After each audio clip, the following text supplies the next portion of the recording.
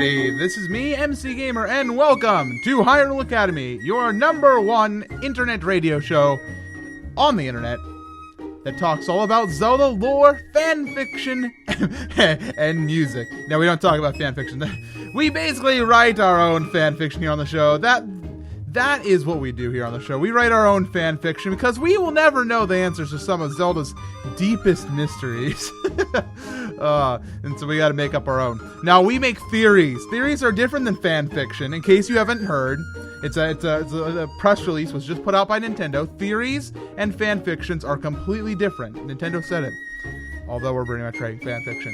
Alright guys, so we're gonna have a wonderful show tonight. We have all sorts of fantastic discussions to be had. And at the top of the show, we did hear To the Moon, a song from the game The Legend of Zelda, Majora's Mask. And for good reason, everybody, because today we're going to be talking all about Majora's Mask. We're going to be talking about the moon from Majora's Mask. It's going to be absolutely a fun discussion. A quick reminder to everybody out there that this show does air live every single Friday at 10 p.m. U.S. Eastern Time over at RadioHyrule.com. So head on over there to catch our next live one. And if you're with us right now inside the chat, hello, I'm your instructor MC, and I hope you're ready to get very confused with fanfiction. I mean theories. Right? Okay, anyways, let's get on into our discussion. So, first off, guys, I want to fill you in on what Termina's moon is. I want to give you guys the facts. I want to give you guys the backstory. You deserve that. So, when Link arrives in Termina in the game Majora's Mask, Majora begins pulling the moon out of orbit. Of course, I say Majora, however, we do know at the time it's Majora's Mask on Skull Kid, but it's Majora doing it. It's not Skull Kid, it's Majora. Majora's pulling the moon out of orbit and makes it head straight for Clock Town. 3 days, kablooey, it's gonna destroy everything. And your job in the game is to stop Majora from doing that. It's simple. And in the game, Link also finds a moon tear that may have been, well, it did drop from the moon, but there are many moon tears according to what's his name? Does he have a name? He's the guy who's looking at the stars. What's a person who looks at the star? Astronomer. The astronomer mentions that moon tears have been falling recently, I believe. Now, I could be wrong on that one, but as your professor, I'm hoping I'm correct. In the conclusion of the game, however, the moon is stopped on the third day by the four giants. And that's when Link enters the moon, and on the inside of the moon, he discovers a beautiful paradise with a single tree and battles Majora, who waits within. It's an epic battle, and in the end, Majora is defeated, and the four giants are able to return the moon to the sky into orbit where it belongs. So that's the moon in a nutshell. Actually, that's the moon in Termina we're talking about, not nutshells. What if Link had an adventure in a nutshell? That would be an interesting game. It'd probably be very small and short. He could probably do it in the Minish Cap. I got off topic. Anyways, I have a few questions for you all tonight, and feel free to expand past this, but we want to keep it around Termina's moon. First off, does the moon have a personality? And is the moon inherently evil? You know, it's kind of weird to think that this moon is heading straight on down to Clock Town, and does it have a say in this? Majora's the one pulling it, but it seems to have quite the evil face. Is it inherently evil as well? And if so, why is the inside of a moon such a beautiful, peaceful place? Let me know about that. And lastly, what makes the moon unique from Hyrule's moon? Why is this moon so special? And just go off of that. Branch out and let's get some theories flowing in our heads tonight. But for now, we're going to listen to some music. I got an excellent selection of all Majora's Mask remixes and arrangements for you tonight. A lot of wonderful requests from you guys at home. Thank you for those on Twitter today. And just thank you all for coming out to Hyrule Academy tonight. We're going to have some fun discussions. So stick around. Keep it locked to Radio Hyrule.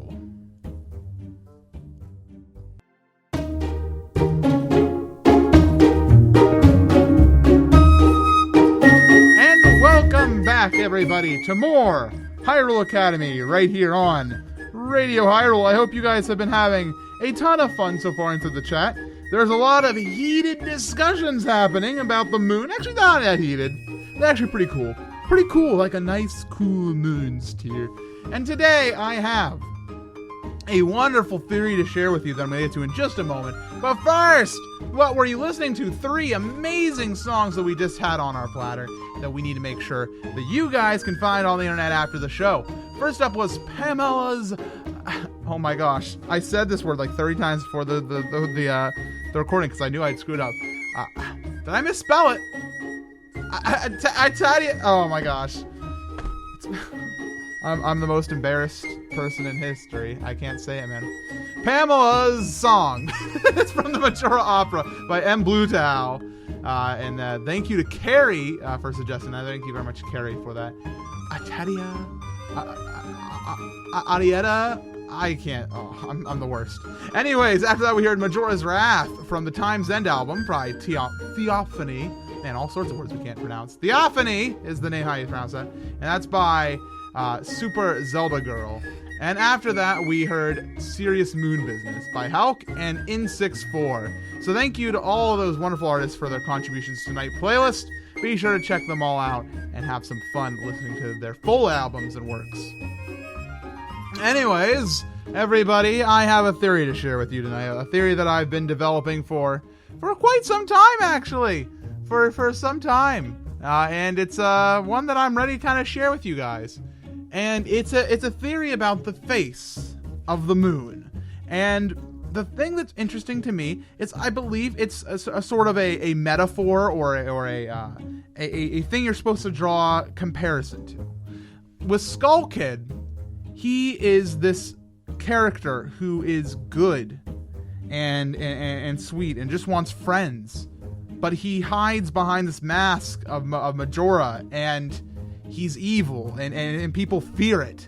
And I think the moon is the same way. When we see the inside of the moon, which is beautiful, serene, and relaxing, that it is a nice place. The moon is a nice thing, but it has this angry face, and perhaps it is a similarity that the moon is wearing a mask just like Skull Kid is. Skull Kid is good on the inside, but wears this mask to have fear and to enlist fear inside the people. And same thing with the moon. It is nice on the inside, but evil on the outside with this angry face. And it's interesting because the face of the moon was added during development of the game. During a lot of artwork that you can still find in the game, there is actually no face on the moon, and it's very interesting to that.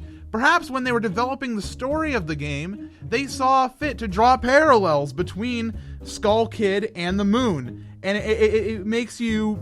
I think it makes thematic sense as a player that at the end of the game you see that this angry thing that you feared this entire time is actually really nice on the inside. Just how at the end of the game, after the credits roll, you find that Skull Kid he's also nice. He just wanted friends, but he had this thing on him that made you fear him. You feared Skull Kid.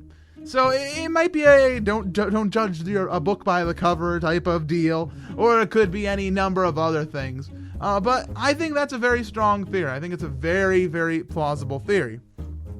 Now, I'm gonna do something a little bit different. I'm gonna do something a little bit different here, and I want to address something here. I'm gonna get out my Hyrule Historia.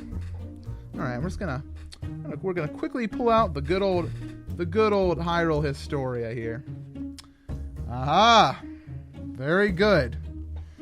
So, what I want to say is a message to our good friend Pumpkin in the chat. Pumpkin in the chat kind of called me out and kind of said, hey, you shouldn't be using the Historia to base every theory of yours on. I'm not so. Yeah, I don't. Don't believe me. The games are just as important as the Historia when it comes to making fan theories. Pumpkin said that the Historia just turned fanon into canon. And said that they were theorists for 3 years, and all the stuff in the story was already fanon by most hardcore Zelda theorists by myself. Once the book came out, people acted like it was the end-all be-all of any Zelda theory ever. Also, the history Historia said that the timeline isn't a 100%, just a theory they made themselves, so you shouldn't build things around it as canon either. So, that's what I heard. That's what I heard on here on this nice thing. And I want to talk. First of all, I think the idea that the story has ended Zelda theory, and that people think that is the end of Zelda like theory, like me. Okay, so I have the story in my hands. And I'm hosting a show right now about Zelda theory, and where we make our own theories every single time. We've gone through all sorts of different subjects. This is our 25th episode, in fact, and it's been absolutely a great time. And the Historia is an aid. It helps us. It helps us draw these theories and paint ideas through a canon timeline. And you say that it's not timeline, but well, one thing is I've done some reading here, and it says the following, and you do draw some correct answers here. This chronicle merely collects information that is believed to be true at this time, and there are many obscured and unanswered secrets that still lie within the tale. As the stories and storytellers of Hyrule change, so too does its history. Hyrule's history is a continuously woven tapestry of events. Changes that seem inconsequential, disregarded without even a shrug, could evolve at some point to hatch new legends and perhaps change this tapestry of history itself. And that's what he's referring to. And that's a very, very good point. That said, as Zelda theorists, we should still remember that this is our current guideline. This is saying, hey, as we stand, this is official. This is official. That said, we can draw theories, and we can say, hey, maybe it actually didn't happen like this. Maybe when, I don't know, let me just look at this. Maybe when Ganon is resurrected in Four Swords Adventures, maybe he wasn't resurrected, and this is a new Ganon, which we talked about inside our episode all about the second Ganon, and I think that's possible. And I want to say that the Hyrule Historia, while we use it every week here on the show, and we like to draw conclusions by it, I would like to concede a little bit of a good job to Pumpkin on calling me out on that, because I was like, well, what do you mean that the Historia is saying that it's not official? So I looked into it, and that's really interesting to me, and I kind of was like, oh, okay. But that said, that doesn't mean we shouldn't not use the historian drawing our big conclusions and stuff. We can use the games just as well. I mean, I've been a Zelda fan for, since I was 5, so it has to be a good 16 years now, and I've been all about it, man. I've been all about it. So it's good to talk about these type of things and kind of bring us back for a moment and say, hey, let's talk about theorizing in general. So thanks to Pumpkin for kind of calling me out on that, and I was like, and I'm not conceding everything, but I'd like to say, yeah, you're right, this story is not the end-all be-all, but that doesn't mean, I think, and I hope you can also concede that doesn't mean we should just ignore it and shove it aside. The Historia is still a valuable resource of official Zelda material about what could have happened. So that's kind of my rebuttal to it all. Anyways, that being said, it's time to get on with some more music, continue talking about the moon. We'll be back in just a few with some more theories by you guys. Enjoy the tunes!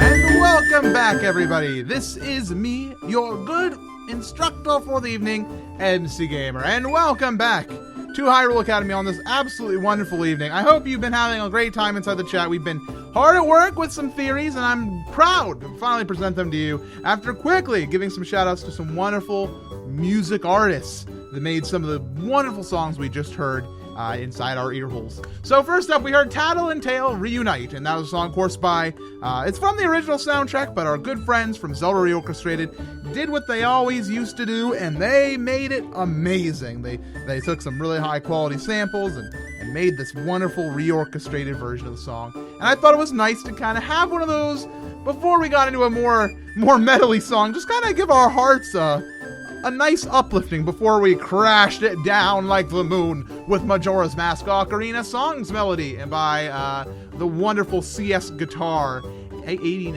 I do believe, was the one who made that. Yes, indeed, quite. And Tunneling Cat was the one who suggested that. So thank you to Tunneling Cat for that wonderful suggestion, as always. So guys, it's time to talk about some of your theories, and you guys have been a-buzzing. So, the first things I want to talk about is why the inside of the moon is so peaceful and so kind when the exterior is so evil and off-putting. And the one biggest theory that I had, of course, was that it's a metaphor on how the moon is actually a kind being, but he wears this mask that makes him seem evil. However, you guys have some different theories that I wanted to share. Slowpoke as a Gamer says the inside of the moon is so peaceful because Majora wants to play a game with Link, aka fight. So, as we know, Majora is kind of a crazy, insane villain that we can't really ever... I'm kind of afraid of doing a Majora episode because of how unpredictable and insane Majora is. I think that finding logical conclusions would be nigh impossible.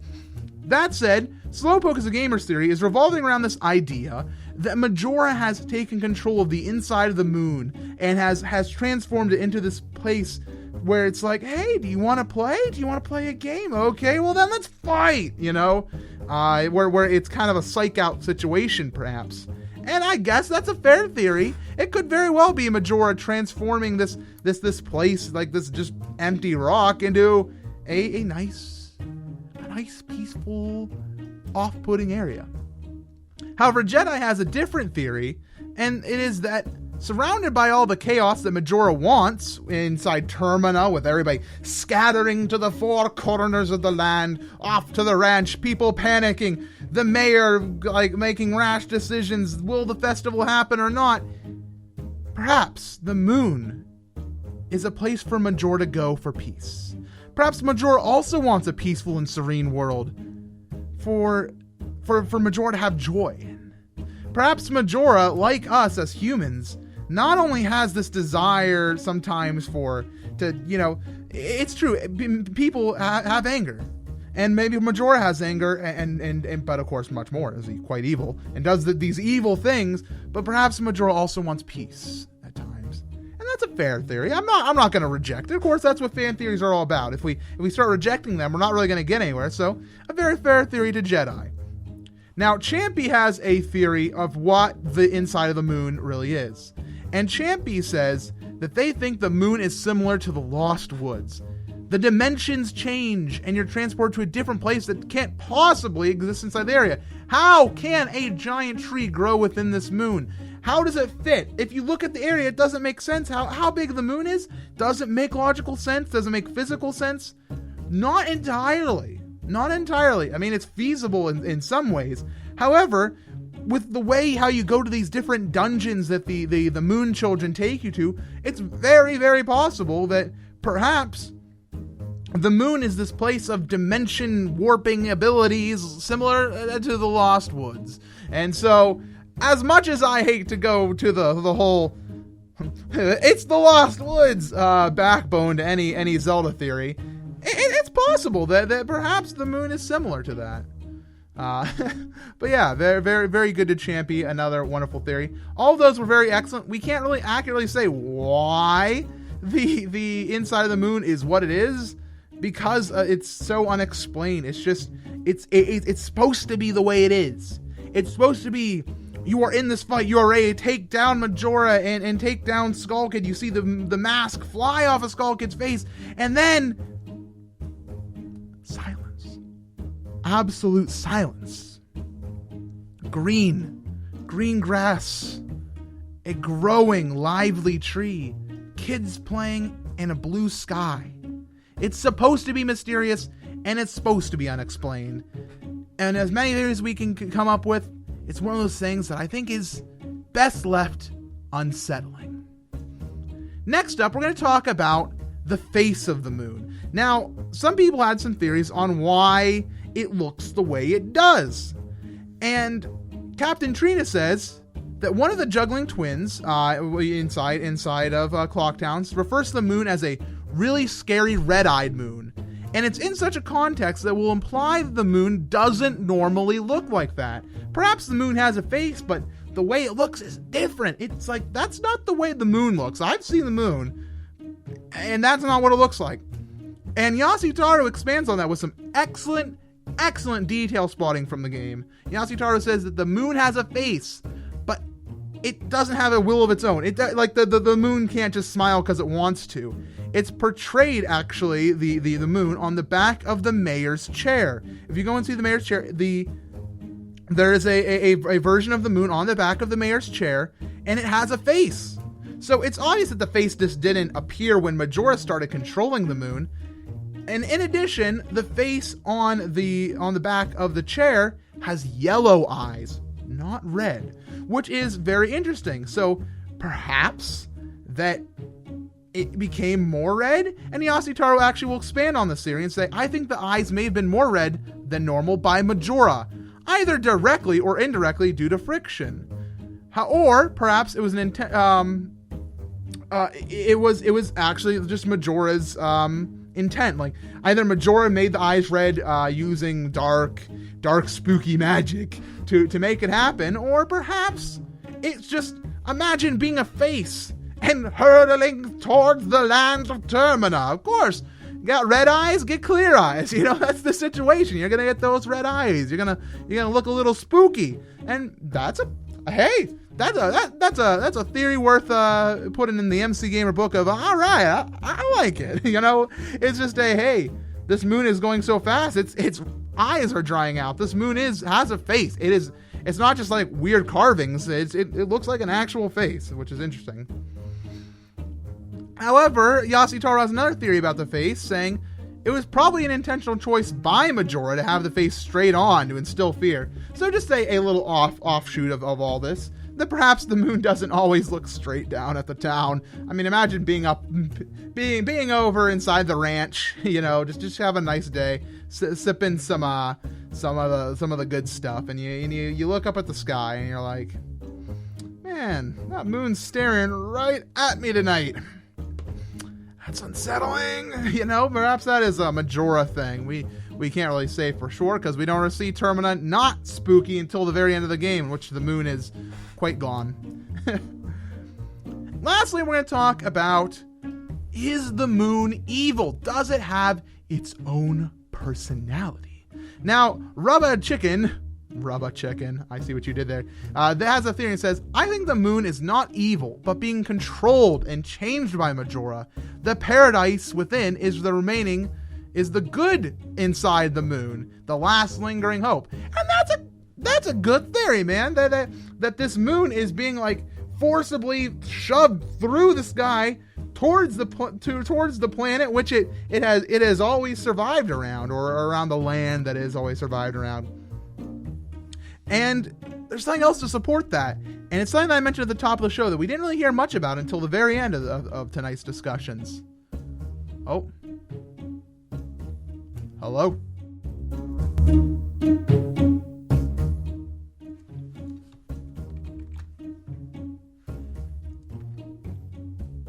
Okay, apparently we're having some audio issues, so I guess the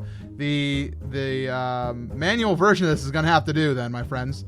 Sorry about that.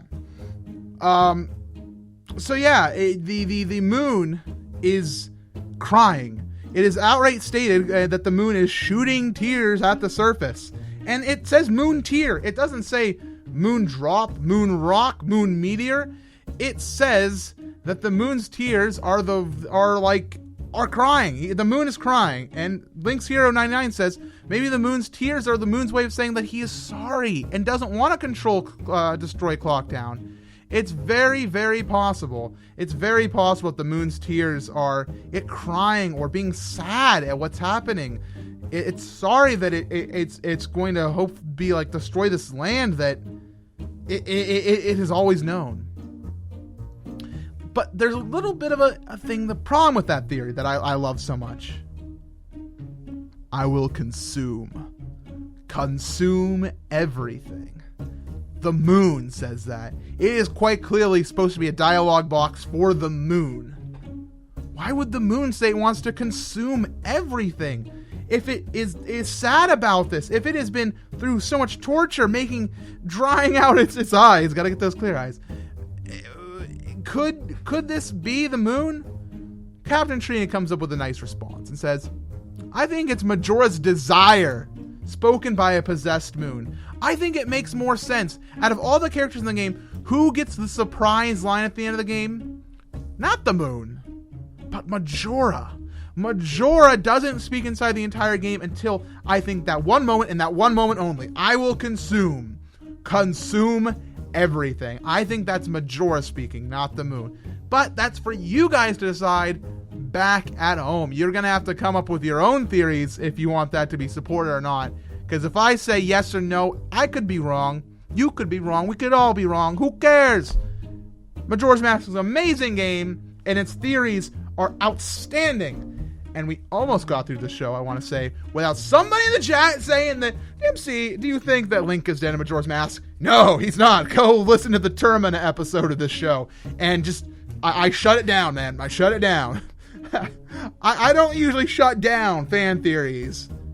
But that one's just a little special to me. Such a fun time.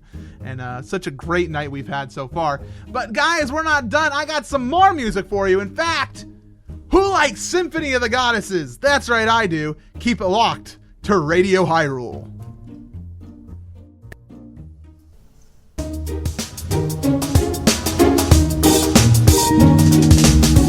And welcome on back, everybody, to Hyrule Academy on this wonderful Friday evening. It has been a joy and pleasure, as always, to talk with you guys about things like the moon. The moon is up there all the time inside the real world, and it doesn't even have a face. How boring is that? I know. I'm sad. Sometime we're gonna send some astronauts up there, and we're gonna tell them to get working on a big old spooky face with yellow eyes. And when it hurls to the sky, it's gonna get red eyes. And then the company Clear Eyes are going to make the biggest bottle of eye drops you've ever seen. And they will win consumers forever. I want that to happen. Anyways, that music you just heard was the Majora's Mask medley from Symphony of the Goddesses. Oh, it was so darn good. And a funny story about that, in case you don't know, inside the Symphony of the Goddesses, when they first started going on their tour, they had a set list with a couple of, what do they call it, encores. And then they were pretty exciting encores. And everybody's like, yeah, that was really fun, but, where's the Majora's Mask? And apparently after just a few shows, Jaron Moore and Chad Sider and the entire crew of Symphony of the Goddesses, they sat down around a table and they put their hands together and they looked at each other and they said, we gotta get a Majora's Mask song in here, or these people are gonna behead us. So they went to work. Chad got his old music pen out, because that's how you write music, with a music pen. And he went to work and penned that song. And it was absolutely amazing. Absolutely a wonderful arrangement by Chad Sider. So thank you so much for that. And thank you to John McKay, as always, for giving me my weekly, you should put in some Symphony of the Goddesses suggestion. You're always a nice friend to have on deck to make sure I get our required amounts of Symphony of the Goddesses inside the show. So guys, we had a lot of opinions shared today and a lot of theories that were tossed back and forth, and we even took a break from the theories for a little bit of Hyrule Historia overall theory crafting discussion, and it was fantastic. And it was a great time. I hope you're not hearing my squeaking chair. I really need to get some oil for this thing. And we had some conclusions and some thoughts, and there's this moon in Termina that hurtles through the sky. And whether it's evil or not, if it's sad and crying, or if it's evil, it has tears, and it has these eyes that are red. They were once yellow, but they've become red, either through Majora's evilness, or perhaps through just pure friction and thrusting itself at the sky. Maybe that's why it's crying. Maybe it is evil. Maybe it's crying because its eyes are so gosh darn destroyed. Maybe. And within the moon is a peaceful land, whether it be a playground or a paradise for Majora. Maybe it's a land of dimensional flux, or maybe it's the last hope and glimmer of happiness inside the moon. We don't know. And that's okay. That's what we do on the show. We theory craft, and maybe you found a theory that you like tonight. Maybe you at home weren't particularly involved in the discussion tonight, but you said, hey, I like that. That's okay. That's what we like, my friends. That's what we like, and it was good. It was fun, and it was fantastic. And I want to remind everybody to come on back to Hyrule Academy next week, Friday, 10 p.m. U.S. Eastern Time. Get here, be here on the live recording at RadioHyrule.com. It's the most fun part of your Friday night, except possibly socializing with friends and things like that. Screw that. We're talking Zelda, and that's freaking the best thing ever. Next week, we're going to be talking about, as a Halloween special for those of you who are into Halloween, we're going to be talking about the hand in the toilet and how it relates to maybe some other disembodied hands inside the Zelda series. So I hope you're excited about hands. We're going to talk about hands next week. It's going to be absolutely a fun time for a wonderful Halloween. Everybody's excited in the chat. That's wonderful. That's what I like to hear. Next, I want to remind you all to jump on over to RadioHyrule.com/donate and throw a few rupees on into the bucket, because right now, the entire Radio Hyrule crew is trying to raise enough funds so we can go to MagFest. If you don't know what MagFest is, it's a music and gaming festival. And Radio Hyrule is both music and gaming. We need to be there. And if we go there, we have some excellent plans, everybody. We have some wonderful plans on something very fun we'll do. And don't worry, since I'll be there, I'll make sure to bring my camera along. So even if you're not at the convention, I can hopefully bring it on home and put up on my YouTube channel so you guys can enjoy it as well. That sound good? Sound good? Then get on it. Go on over to the donate page, throw some rupees on into our big rupee bag, our big rupee wallet, as it were. Wallet, not bag. There is particular wording inside the Legend of Zelda franchise. And I should know, because I'm the biggest nerd of the Legend of Zelda that I have ever met. I've seen some people that are pretty crazy at Symphony of the Goddesses. I think I win some sort of award in my brain. If you want to suggest anything, email me. Email me. I'm MC Gamer. And my email address is mc@supermcgamer.com. If you have any requests, ideas for future subjects, be sure to throw them in there. I may not respond to everyone, but I do keep them in mind. Lastly, thank you for your inputs, everybody. Tonight, I'm leaving you off with one more spooky song from Majora's Mask. It's Eclipse Apocalypse by Blue Streaks.